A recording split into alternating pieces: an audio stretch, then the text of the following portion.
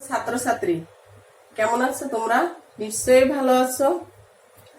আজকে আমরা আলোচনা করব প্রকৃত আরোহের তৃতীয় স্তর, অর্থাৎ বৈজ্ঞানিক আরোহ, অবৈজ্ঞানিক আরোহ। আজকের হলো সাদৃশ্যমূলক অনুমান। আজকের আমরা আলোচনা করব সাদৃশ্যমূলক অনুমানের সংজ্ঞা ও বৈশিষ্ট্য। তাহলে প্রথমে সংজ্ঞায় যাই। সাদৃশ্য অনুমান কি? সাদৃশ্য অনুমান হলো দুটি বস্তুর মৌলিক ও বাহ্যিক সাদৃশ্যের ভিত্তিতে অনুমান করাকে সাদৃশ্যমূলক অনুমান বলে। সাদৃশ্যমূলক অনুমানে গুণের সাদৃশ্যকে লক্ষ্য করা যায়, অর্থাৎ দুটি বস্তুর মধ্যে যদি গুণগত কোনো সাদৃশ্য পাওয়া যায় তাহলে তার ভিত্তিতে নতুন কোনো গুণের উপস্থিতির অনুমানকে সাদৃশ্য অনুমান বলে। অর্থাৎ দুটি বস্তুর মধ্যে আমরা কতগুলো সাদৃশ্য পাই, তার উপর ভিত্তি করে আমরা অনুমান করি যে অন্য একটা গুণেও সাদৃশ্য আছে। যেমন উদাহরণ দেখো, যে পৃথিবী ও মঙ্গল গ্রহের মধ্যে দূরত্ব, পৃথিবীর দূরত্ব যতটুকু মঙ্গল গ্রহের দূরত্ব ততটুকু। জলবায়ু, পৃথিবীতেও জলবায়ু যেমন মঙ্গল গ্রহের জলবায়ু তেমন। পৃথিবীর আকারও যত মঙ্গল গ্রহের আকারও ততটুকু। এর উপর ভিত্তি করে আমরা সিদ্ধান্ত নেই যে মঙ্গল গ্রহে মানুষ, পৃথিবীতে যেহেতু প্রাণী বসবাস করে বা মানুষ বসবাস করে, সেই ক্ষেত্রে মঙ্গল গ্রহেও মানুষ বসবাসের জন্য উপযোগী। অর্থাৎ নতুন আর একটা গুণ আমরা অনুমান করি। তাহলে এরপরে দেখি যে সাদৃশ্য অনুমানে কি কি বৈশিষ্ট্য আছে। প্রথম হলো সাদৃশ্য ভিত্তিক, হলো অনুমান ভিত্তিক। 2 নম্বর হলো প্রকৃত আরোহ। 3 নম্বর বৈশিষ্ট্য হলো সাদৃশ্য অনুমানে সিদ্ধান্ত সম্ভাব্য। 4 নম্বর বৈশিষ্ট্য হলো অপর্যাপ্ত সাদৃশ্য। 5 নম্বর বৈশিষ্ট্য হলো সাদৃশ্য এক ধরনের প্রকল্প। 6 নম্বরের বৈশিষ্ট্য হলো সিদ্ধান্ত আপত্ত বৈশিষ্ট্য যুক্তিবাক্য, বিশিষ্ট যুক্তিবাক্য। 7 নম্বর হলো কার্যকরণ সম্পর্কে ইঙ্গিত। 8 নম্বর হলো প্রকৃতির নিয়মানুবর্তিতা উল্লেখ পায়। তাহলে প্রথম বৈশিষ্ট্য কি? যে সাদৃশ্য ভিত্তিক, সাদৃশ্য ভিত্তিক অনুমান, অর্থাৎ সাদৃশ্যমূলক হলো তোমার অনুমান ভিত্তিক। যে আমরা কি করি, যে দুটি বস্তুর মধ্যে কতগুলো গুণ দেখতে পাই, আর সেই গুণের উপর ভিত্তি করে আমরা কি করি, সিদ্ধান্ত নেই বা একটা অনুমান করি যে কি হতে পারে। আমরা এখানে প্রথমত পৃথিবী মঙ্গল গ্রহের উদাহরণ তো দেওয়া হয়েছে। এরপরে দেখি যে তোমার মানুষের দেখো বা প্রাণীর হলো কি আছে, জন্ম মৃত্যু বৃদ্ধি আছে। গাছেরও কি আছে, জন্ম বৃদ্ধি মৃত্যু আছে। তাহলে আমরা কি করতে পারি, আমরা অনুমান করতে পারি যে মানুষের যেহেতু প্রাণ আছে বা প্রাণীর যেহেতু প্রাণ আছে, তাহলে গাছেরও কি আছে, প্রাণ আছে।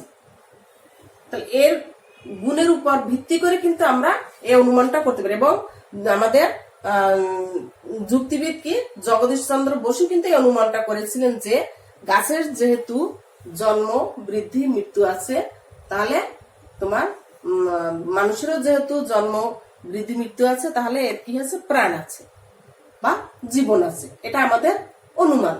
সেই ক্ষেত্রে আমরা সাদৃশ্য অনুমানকে কি বলতে পারি, যে অনুমান ভিত্তিক বলা যেতে পারে। 2 নম্বরে কি হলো প্রকৃত আরোহ। সাদৃশ্য অনুমান হলো কি, আমাদের যেহেতু আরোহের প্রকৃত আরোহের একটা অংশ। সেক্ষেত্রে তোমার অন্যান্য তোমার যেমন বৈজ্ঞানিক আরোহ, অবৈজ্ঞানিক আরোহ, যেমন তোমার প্রকৃত আরোহ, আরোহমূলক লম্ফ বর্তমান, সাদৃশ্য অনুমানে কিন্তু আরোহমূলক লম্ফ বর্তমান। অর্থাৎ লম্ফ মানে কি? লাভ দেওয়া, কোনো জানা বিষয়ের উপর ভিত্তি করে নতুন একটা বিষয় সম্পর্কে জানা।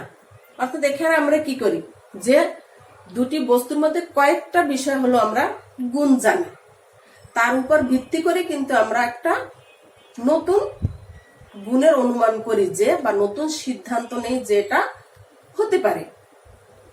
আর এর জন্য বলা যেতে পারে যে সাদৃশ্য অনুমান কি? প্রকৃত আরোহণ বর্তমান। সাদৃশ্য অনুমানের সিদ্ধান্ত হয় সম্ভাব্য। আমরা জানি যে প্রকৃত আরোহ যে তিনটা ধাপ, একটা হলো বৈজ্ঞানিক আরোহ, অবৈজ্ঞানিক আরোহ এবং সাদৃশ্যমূলক অনুমান। এর মধ্যে কিন্তু শুধু বৈজ্ঞানিক আরোহেই তোমার সিদ্ধান্ত হয় নিশ্চিত, কারণ সেখানে আমরা পরীক্ষা নিরীক্ষা করে সিদ্ধান্তটা নেই।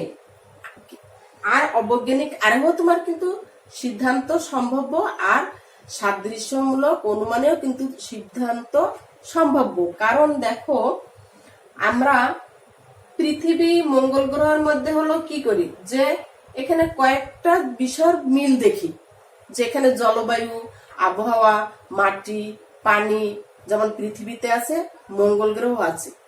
পৃথিবীতে মানুষ বসবাসের উপযোগী বলে কিন্তু আমরা মঙ্গল গ্রহ বসবাসের উপযোগী, এটা আমাদের ধারণা বা হলো আমরা অনুমান করি, নিশ্চিত না। এটা অনুমানের উপর ভিত্তি করে কিন্তু আমরা সিদ্ধান্তটা নেই যে ওখানেও মানুষ বা প্রাণী বসবাসের উপযোগী।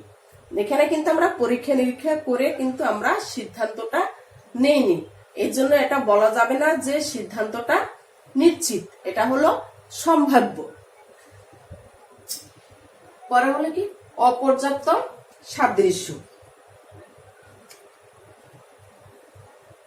আমরা যে গুণগুলো নেই সেটা কিন্তু সংক্ষিপ্ত, অর্থাৎ মঙ্গল গ্রহে প্রাণী বসবাসের উপযোগী হতে যেটুকু নেওয়া দরকার, যে বায়ু, পানি, আলো, বাতাস, এইটুকুই কিন্তু আমরা মিল দেখি। কিন্তু এর বাইরেও কিন্তু অনেক বিষয় আছে যেটা কিন্তু আমরা দেখি না বা সাদৃশ্য করতে পারি না। সেক্ষেত্রে হলো বলা যায় যে সাদৃশ্য অনুমান হলো অপর্যাপ্ত। তারপরে বৈশিষ্ট্য হলো সাদৃশ্য এক ধরনের প্রকল্প। প্রকল্প বলতে কিন্তু আমরা প্রজেক্ট বোঝাচ্ছি না, প্রকল্প হলো হাইপোথিসিস, অর্থাৎ ধারণা। আমরা ধারণা করি।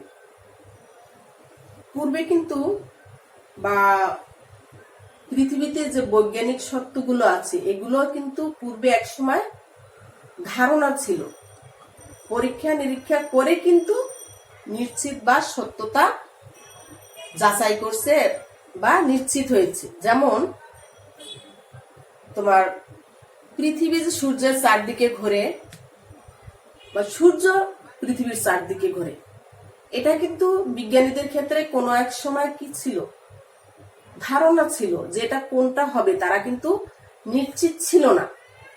পরীক্ষা নিরীক্ষা করে এরা পরে নিশ্চিত হলো যে পৃথিবী সূর্যের চারদিকে ঘোরে, এটা সত্য হলো।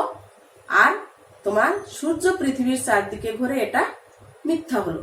তাহলে আমাদের সাদৃশ্য অনুমানে কিন্তু এটা হলো প্রকল্প।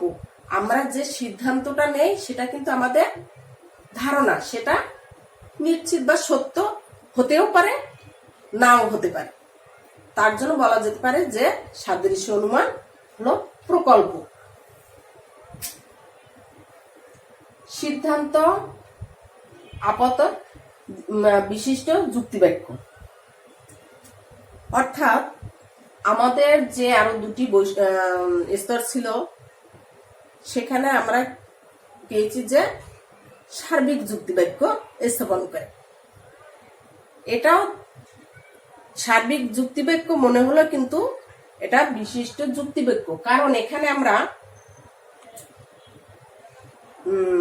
বিধেয় পদ, উদ্দেশ্য পদ সম্পর্কে যে যাত্রার্থ প্রকাশ, মানে মূল যাত্রার্থ প্রকাশ না করে অন্য একটা যাত্রার্থ প্রকাশ করে। অর্থাৎ বা উদাহরণ হিসেবে বলা যেতে পারে যে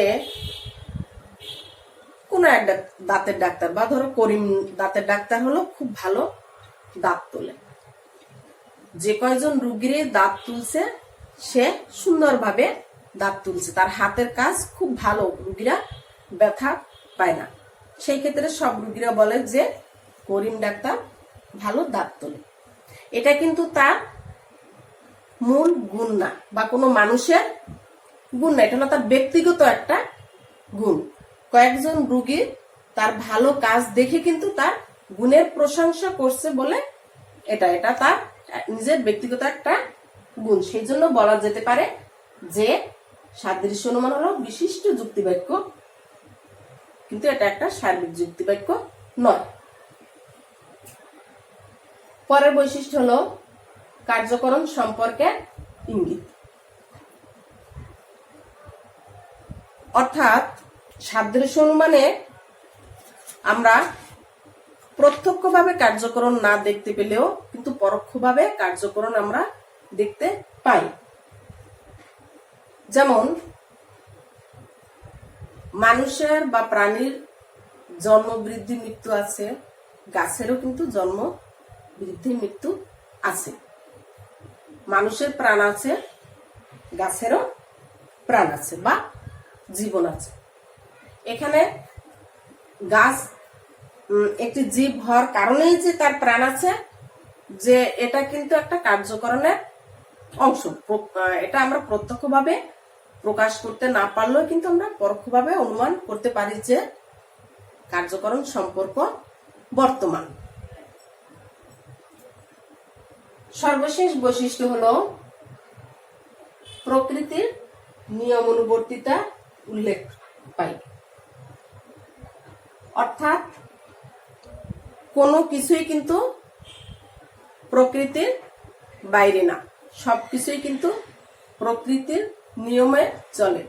তোমার বৈজ্ঞানিক আরোহ, অবৈজ্ঞানিক আরোহ যেমন প্রকৃতির নিয়মানুবর্তিতা নীতি বর্তমান, তেমনি সাদৃশ্যমূলক অনুমানেও কিন্তু প্রকৃতির নিয়মানুবর্তিতা বর্তমান। অর্থাৎ সাদৃশ্যমূলক অনুমানও কিন্তু প্রকৃতির বাইরে না। আমরা যে সিদ্ধান্তটাই নেই সেটা কিন্তু প্রকৃতির উপরেই নির্ভরশীল।